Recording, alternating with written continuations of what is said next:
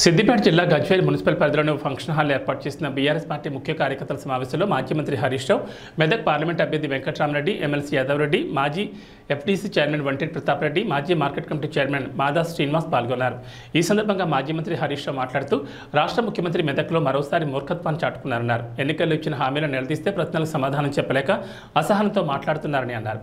ఇప్పుడేమో గజ్వేల్ అభివృద్ధి ఇందిరాగాంధీ హయాంలో అయిందని అంటున్నారు. గజ్వేల్కు సిద్దిపేటకు రైలు తెచ్చింది కేసీఆర్, 3 యూనివర్సిటీలు తెచ్చింది కేసీఆర్. ఉద్దేశపూర్వకంగానే మాపై నిందలు వేస్తున్నారని అన్నారు. ఆ పాత రాతి యుగం మాటలు బంద్ చేసి కళ్ళు పెద్దవి చేసుకొని చూడు రేవంత్ రెడ్డి. మెదక్లో ఏం అభివృద్ధి జరిగిందో నీకు కనబడుతుంది. కాంగ్రెస్ ప్రభుత్వాలు మెదక్ను జిల్లా కేంద్రం చేయాలని కోరితే మీరు పట్టించుకోలేదు. కానీ కేసీఆర్ మెదక్ను జిల్లా చేసిండు. అద్భుతమైన కలెక్టరేట్ భవనం కట్టిండు, అద్భుతమైన ఎస్పీ బిల్డింగ్ కట్టిండు, జిల్లా కార్యాలయాలు కట్టిండు. నువ్వు వచ్చి ఇప్పుడు ఉన్న జిల్లా తీసేస్తా అంటున్నావు. జిల్లాలు ఎక్కువైనాయి, జిల్లాలు తీసేస్తా అంటున్నావు. అంటే మెదక్ జిల్లాను తీసేయడం కోసం నీకు మెదక్ ప్రజలు ఈ పార్లమెంట్ ఎన్నికల్లో నీకు ఓటేయాలా? గత ప్రభుత్వాలు సింగూరు జలాలు హైదరాబాద్కి అప్పచెప్పి మెదక్ జిల్లా ప్రజల నోరు కొట్టింది. కానీ కేసీఆర్ గోదావరి జలాలను, కృష్ణా జలాలను హైదరాబాద్కి ఇచ్చి సింగూరు జలాలను మెదక్ నిజామాబాద్ జిల్లా కాకపోతే నీ ఐఐటి చేసిండా? ఎవరు చేసిండ్రు? సింగూరు జలాలు మెదక్ జిల్లాకే దక్కాలనే దశాబ్దాల కలను నిజం చేసింది ఎవరు? కేసీఆర్ కాకపోతే. నువ్వు మాటలు మాట్లాడు కాదు, నిజాయితీగా మాట్లాడు. ఏదో ముఖ్యమంత్రి అని చెప్పి మైక్ ఉంది కదా అని నోటికి వచ్చినట్టు మాట్లాడితే ప్రజలు నిన్ను నమ్మే పరిస్థితుల్లో లేరు. మాటి మాటికి నన్ను పట్టుకొని ఏదో దూలమూల పెరిగినా అంటున్నావు.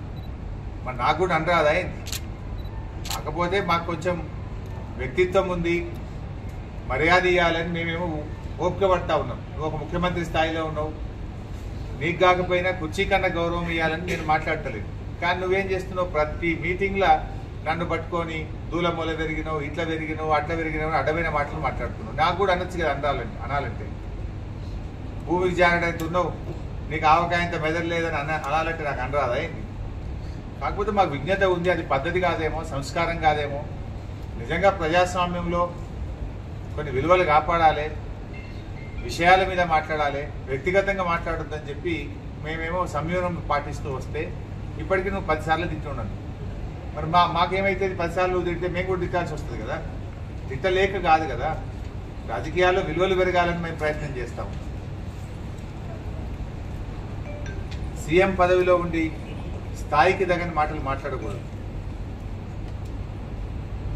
కేసీఆర్ గారు తెలంగాణ రాష్ట్రాన్ని సాధించి ఈ రాష్ట్రాన్ని దేశానికి మోడల్గా నిలిపిన కేసీఆర్ గారి పట్ల నువ్వు ఆ వ్యక్తిగత దూషణలు, నీ చెడ్డీ లాగుతా, అది ముఖ్యమంత్రి మాట్లాడే మాటనా? నీ స్థాయికి తగిన మాటనా? ఆ ప్రజలకు కావాల్సింది అదా?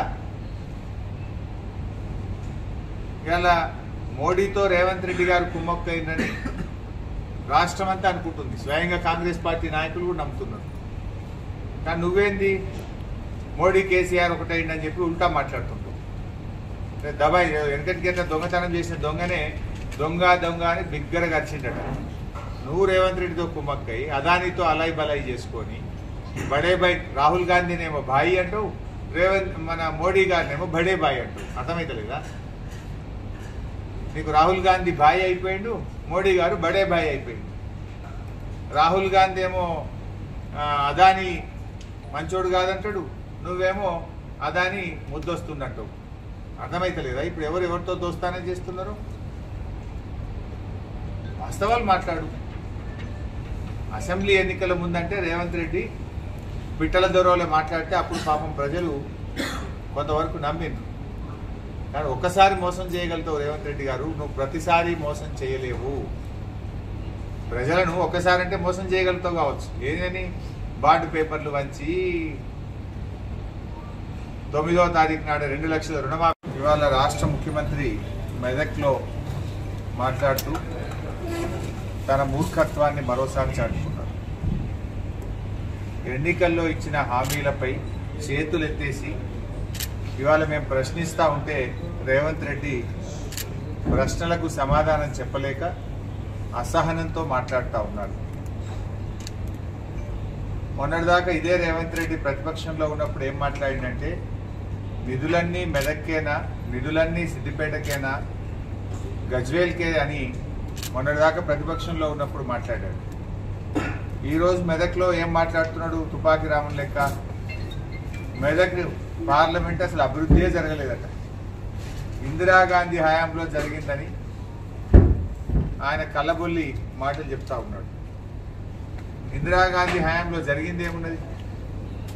మెదక్ను జిల్లా చేయాలని, మెదక్కు రైలు కావాలని దశాబ్దాల తరబడి ప్రజలు కోరితే నీ కాంగ్రెస్ కానీ తర్వాత నీ తెలుగుదేశం కానీ ఎన్నడూ పట్టించుకోలేదు. ఇవాళ ప్రజల కలలను నిజం చేసి మెదక్కు రైలు తెప్పించడంలో కేసీఆర్ భాగస్వామ్యం ఉంది. రాష్ట్ర ప్రభుత్వ నిధులు ఇచ్చాం. మెదక్, సంగారెడ్డి, సిద్దిపేట 3 జిల్లాలైనాయి అంటే అది కేసీఆర్ వల్ల జరిగింది. నీ కాంగ్రెస్ ఎన్నడూ కూడా పట్టించుకోలేదు. 40 ఏళ్ల పోరాటం మెదక్ జిల్లా కావాలని, సిద్దిపేట జిల్లా కావాలని, సంగారెడ్డి జిల్లా కావాలని ఈ ప్రజల ఆకాంక్షలు నిజం చేస్తూ ఇవాళ 3 జిల్లాలు చేసింది కేసీఆర్. 3 మెడికల్ కాలేజీలు ఇచ్చింది కేసీఆర్. ఈ కరువు జిల్లాకు త్రాగునీరు ఇచ్చింది, సాగునీరు ఇచ్చింది కేసీఆర్. మల్లన్న సాగర్, కొండపోచమ్మ సాగర్, రంగనాయక్ సాగర్ లాంటి రిజర్వాయర్లను కట్టి ఈ ప్రాంతాన్ని సస్యశ్యామలం చేసింది కేసీఆర్. 2 యూనివర్సిటీలను ఇచ్చింది కూడా ఈ ప్రాంతానికి కేసీఆర్. మెదక్లోని గణపురం ఆనకట్టను ఆధునీకరించింది కేసీఆర్. మంజీరా మీద గత ప్రభుత్వాలు ఒక్క చెక్ డ్యాం కూడా కట్టకపోతే నర్సాపూర్, మెదక్ నియోజకవర్గాలకు ఉపయోగపడే విధంగా హల్దీ, మంజీరాల మీద 10ల సంఖ్యలో చెక్ డ్యాములు కట్టి వేలాది ఎకరాలకు సాగునీరు అందించింది కేసీఆర్. ఇవాళ సిద్దిపేటకు రైలు వచ్చినా, మెదక్కు రైలు వచ్చినా అది కేసీఆర్ ఘనత. ఏం జరిగింది అంటే నీకు అయితే ఉద్దేశపూర్వకంగా ఫ్రస్ట్రేషన్లో మా మీద బుర్ర జల్లైతే కావచ్చు, లేదంటే నువ్వు కళ్ళన్న పెద్దగా చేసుకొని చూడు, లేదంటే నువ్వు రా, నేను చూపిస్తా నీకు ఏం జరిగిందో. ప్రజల్ని అడుగుదాం. ప్రజల దగ్గరికి పోయి నీ కాంగ్రెస్ హయాంలో ఏం జరిగిందో, కేసీఆర్ హయాంలో ఏం జరిగిందో నీకు చూపిస్తాం. మీ హయాంలో కనీసం తాగడానికి నీళ్ళు ఇవ్వలేదు. ఒక్కసారంటే మోసం చేయగలుగుతావు, కానీ ప్రతిసారి ప్రజల్ని మోసం చేయలేవు.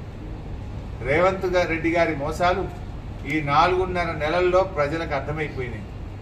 నువ్వు ఎన్ని కట్టుకథలు చెప్పినా, పిట్ట కథలు చెప్పినా, దేవుళ్ళ మీద ప్రమాణం చేసినా తెలంగాణ ప్రజలు నిన్ను నమ్మరు కాక నమ్మరు. బీజేపీకి జోడీ అయినా, కేడీ అయినా అది నువ్వే మిస్టర్ రేవంత్ రెడ్డి, అది నువ్వే. అందుకే నువ్వు ఇవాళ ఉల్టా మా మీద వేసే ప్రయత్నం చేస్తూ ఉన్నావు.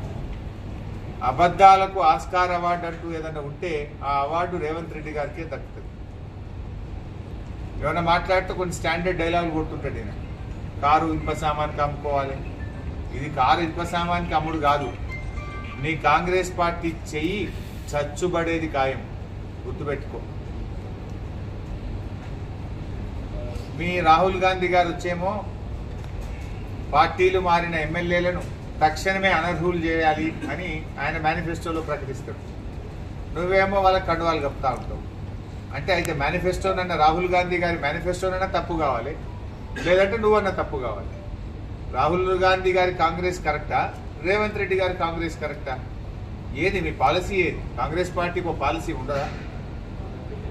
అంటే నీ మేనిఫెస్టోలో పెట్టినవి కూడా ఉత్తయ్యే అన్నట్టు.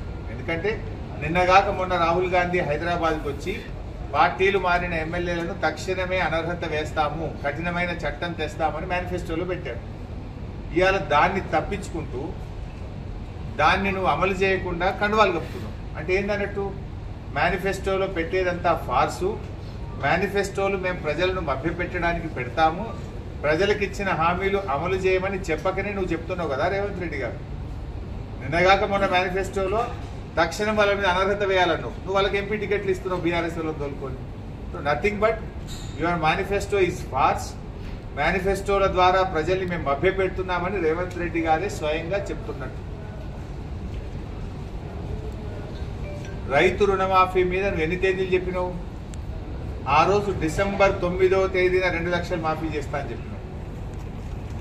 బాండ్ పేపర్లో 100 రోజుల్లో అమలు చేస్తా అని చెప్పినావు. ఇప్పుడు కొత్తగా ఆగస్టు 15వ తారీఖు చేస్తా అని చెప్పి దేవుళ్ళ మీద ప్రమాణం చేస్తూ నయా నాటకాలు ఆడుతూ ఉన్నావు.